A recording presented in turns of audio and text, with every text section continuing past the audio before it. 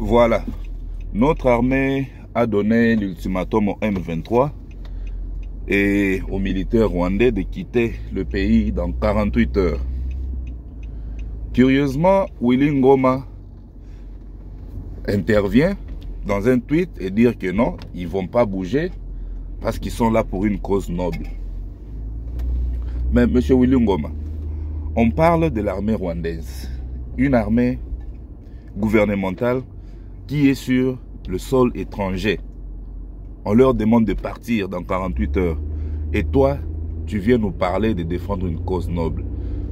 Pourquoi ce sont les Rwandais qui doivent venir défendre une communauté Tutsi, congolaise, au Congo?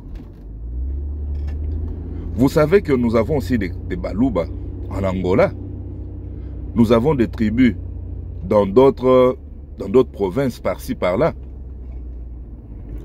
En Zambie par-ci par-là. Quand nous avons des problèmes communautaires ici, pourquoi eux ne viennent pas pour dire que non, voilà, ils viennent défendre leurs frères ou bien leur tribu qui s'étend aussi vers le Congo? Vous ne trouvez pas que ça, votre démarche là ne tient plus? Donc la raison que vous avancez ne tient plus. Si vous avez des revendications à faire, faites-le comme les enfants de la même maison, comme des citoyens congolais. Si vous vous dites vraiment citoyens congolais, pourquoi c'est toujours le Rwanda qui doit être là? Ce sont toujours vous, c'est toujours vous, cette même communauté, toujours vous, dans toutes les rébellions, vous êtes toujours là. Avec l'AFDL, nous ne savons même pas où est-ce que vous avez sursauté avec l'AFDL, c'est quand on entend vraiment parler de vous. Et après, maintenant, c'est les RCD, c'est tout ça, les CNDP, tout ça. Pourquoi? Pourquoi? Personne n'est minoritaire, personne n'est majoritaire plutôt au Congo. Nous sommes tous minoritaires au Congo. Il faut compter les tribus qu'il y a au Congo et leur terre d'origine, leur terre d'appartenance. Quelle est la vôtre? Quelle est votre terre? Dites-nous. Aujourd'hui, vous faites des plaidoyers pour avoir la commune de Minembwe, ainsi pour avoir un chef de village. Et puis, donc vous donnez une terre, quoi. C'est une identité que vous voulez vous donner. Parce que, ouais, cette nationalité-là, vous l'aviez acquise. Maintenant, vous voulez avoir cette nationalité d'origine avec terre. Non, non. Est-ce que nous qui sommes ici à l'étranger, si on se dit que non, nous sommes une communauté congolaise de la Belgique, est-ce que demain, après des siècles, nous allons réclamer des terres que non, ça devient pour nous, il faut qu'on nous fasse une commune, et il faut qu'on nous fasse ceci, cela? Non, non, non, non, non, non, non, non. Ça, ce sont des velléités expansionnistes et je dirais même des trucs révolus où il faut aller conquérir des terres quand vous n'en avez pas. Non, parce que là c'est trop. Je pense que les Congolais doivent maintenant ouvrir les yeux et être trop prudents avec tout le monde qu'ils accueillent dans leur pays. Et tout ça, c'est par la générosité congolaise. Dans d'autres pays, vous n'allez pas pouvoir oser faire ce que vous êtes en train de faire. Bon, les Hutus qui sont ici, qui sont venus depuis 1994, sont-ils apatrides? Pourquoi ils ne réclament pas des terres ici? Il n'y a que vous. Willy Ngoma, vous êtes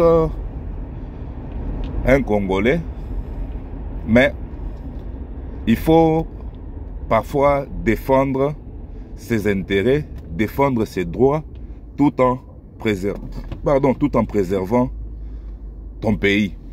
Tu ne peux pas vouloir défendre ton droit en brûlant ta propre maison.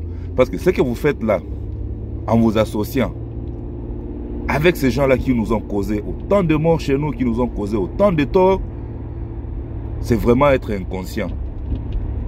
J'aurais même souhaité que vous réunissez peut-être les enfants, si c'est du Kivu, parce que c'est de là que vous êtes en train de faire la guerre. Si au moins c'était entre nous Congolais, une rébellion congolaise, là, ça va, on comprend. Vous savez très bien que ces gens-là, ils vivent de nos minéraux, n'est-ce pas Willy Ngoma? Sais-tu très bien que le Rwanda vit de nos minéraux, n'est-ce pas? Quand vous vous associez à eux, dans ces zones-là, les minéraux qui sont exploités, ça passe par où? Moi, je veux même suggérer à notre gouvernement au gouvernement congolais. Au lieu même de faire la guerre, hein, faisons la défense et puis traquons les voies de sortie. S'il faut acheter des drones, pilonner tout camion de marchandises qui quitte le Congo vers le pays. Nous pouvons facilement tracer la sortie de ces minéraux-là. Et nous savons les voies de sortie de ces minéraux-là. Si on coupe les routes qui acheminent les minéraux vers le pays, qui sont aujourd'hui associés aux malfaiteurs de la République, je pense que ça sera une victoire. Vraiment, on est vraiment fatigué, hein? On est vraiment fatigué. Et aussi, entre nous Congolais, il faut qu'on se le dise. Plus d'un quart de siècle que ceci dure. Nous sommes toujours incapables de résoudre le problème. Pourquoi nous sommes incapables de résoudre le problème? Certains condamnent le gouvernement, certains condamnent la communauté internationale, certains condamnent le pays voisin. Mais le problème, c'est d'abord nous. Organisons-nous d'abord en interne. Ayons une armée forte. Il n'y aura pas du mal à exclure de l'armée tous ceux qui sont soupçonnés de haute trahison. S'ils vont aller se réunir là-bas, rejoindre les M23, mais qu'ils soient en dehors des FARDC, on s'en fout. Et puis on va les combattre là-bas.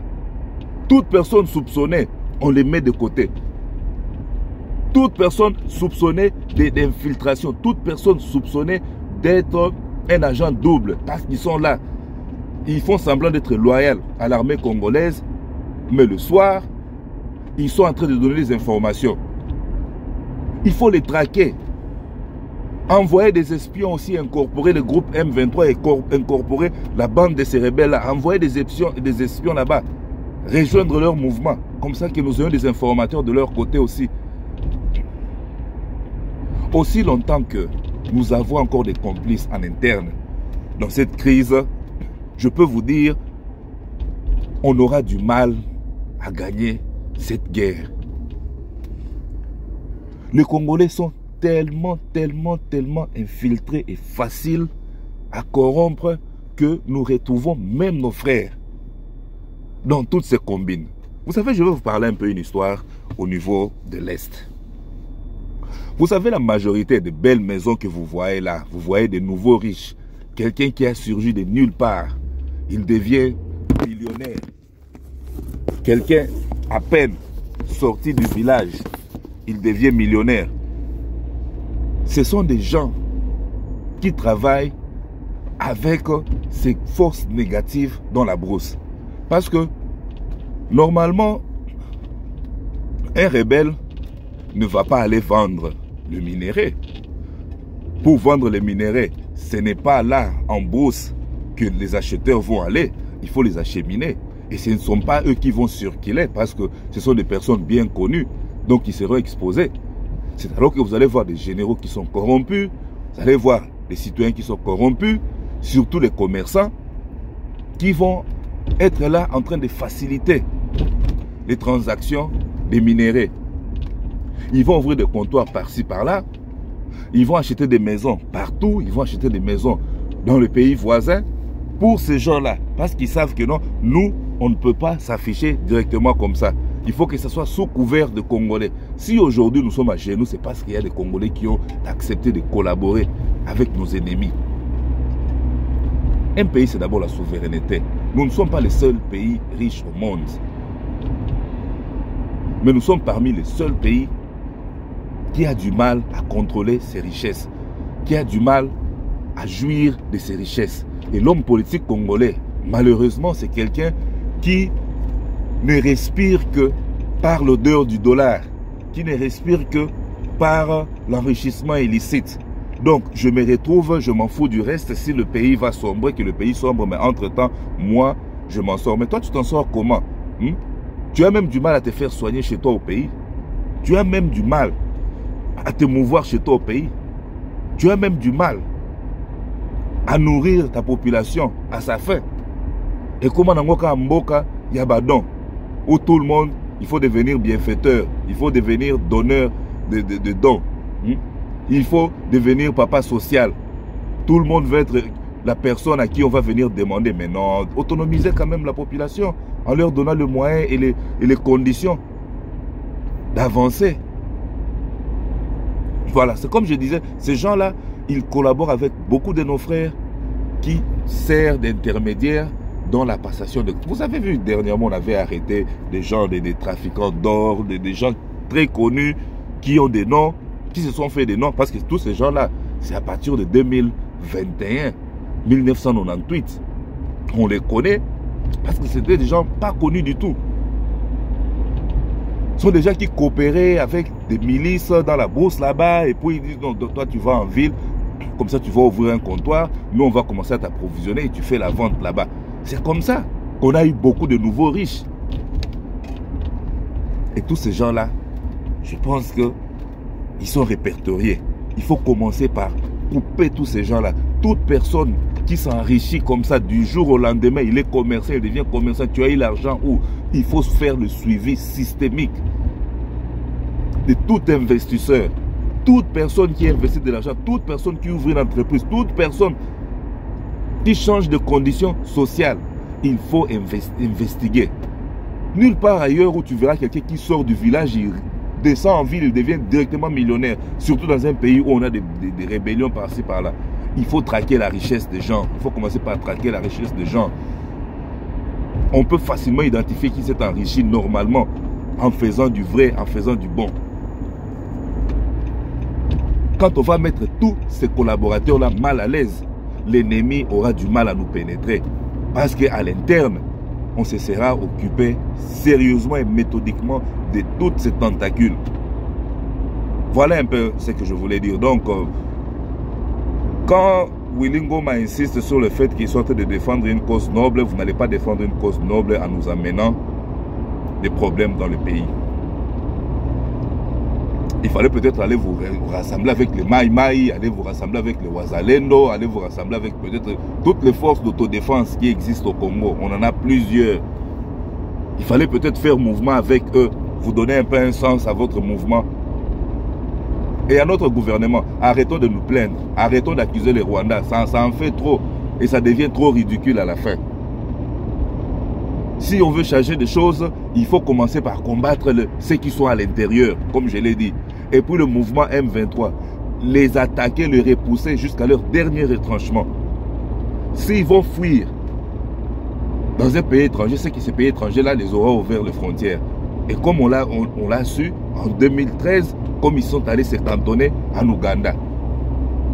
Et puis, une fois qu'ils sont là dehors, nous demandons au pays qui les a reçus, qui n'ont de les extrader au Congo. Rendez-nous ces rebelles-là pour qu'ils puissent être jugés. S'ils ne le font pas, on leur donne des conditions. Une seule balle qui quitte de votre pays, donc vous déclarez la guerre. Si ces gens-là osent entrer chez nous pour venir se battre, c'est à vous que nous donnons la responsabilité parce que vous n'allez pas accueillir des gens dans votre pays avec armes à la main. Normalement, s'ils fouillent dans votre pays, vous êtes un État souverain, vous allez devoir les désarmer. Si vous ne les désarmez pas, c'est que vous êtes complices. Vous n'allez pas nous dire que non, vous allez aussi faire la même bêtise que nous. Quand on a reçu les Interahamwe en 1994, ils sont entrés chez nous avec les armes et puis ils ont causé mort et désolation dans nos zones rurales. Non.